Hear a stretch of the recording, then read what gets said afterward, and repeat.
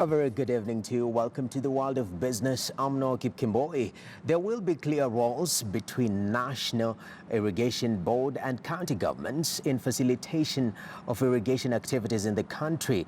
These after President Uhuru Kenyatta signed the Irrigation Bill of 2019 into law last Friday. The Irrigation Act is intended to support sustainable food production by outlining the roles of national and county governments. Under the current Act Cap 347, National Irrigation Board mandate is only limited to the 7 public irrigation schemes in Kenya, namely Mwea, Bura, Tana, Ahero, West Kano, Pekera and Bunyala irrigation schemes.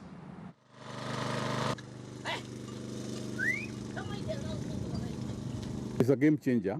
I can say confidently it's going to be a game changer, expanding the existing ones and starting new ones.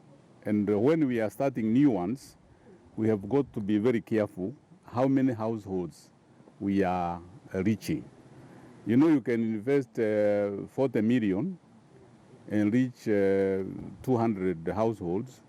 You can spend 40 million and reach 1,000 households. So all those factors are going to be taken into account.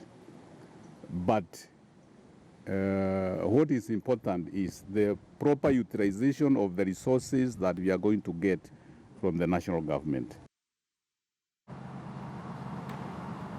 Now, on the extractive industry, the East African Development Bank offered capacity building in better negotiating contracts pertaining to natural resources management in the extractive industries.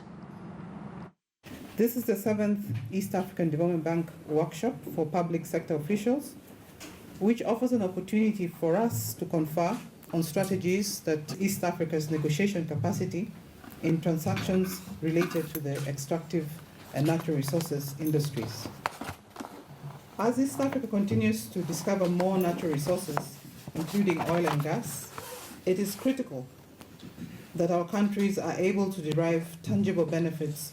Value can only be realized when you have good agreements. Historically, Africa in general hasn't done well on this front. Learning never stops. There are new dynamics. The resources are shrinking. The populations are growing, which means the more value you get out of your resources, the better. Kenya Reinsurance Corporation posted a 40% rise in gross written premiums to 8.86 billion shillings from 6.3 billion shillings posted in the last financial year. The high performance is attributed to the corporation tapping into the agricultural business, whose premiums stood at 2.9 billion shillings.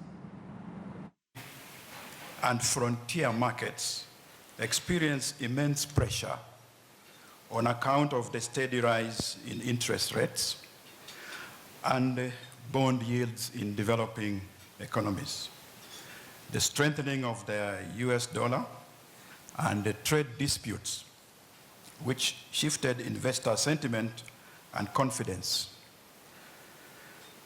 The aforementioned saw high movement of capital from frontier markets to developed markets. Consequently, price corrections due to capital outflows caused considerable drop in equities in our market. All right, I'm Nokip Kimboi for KTN.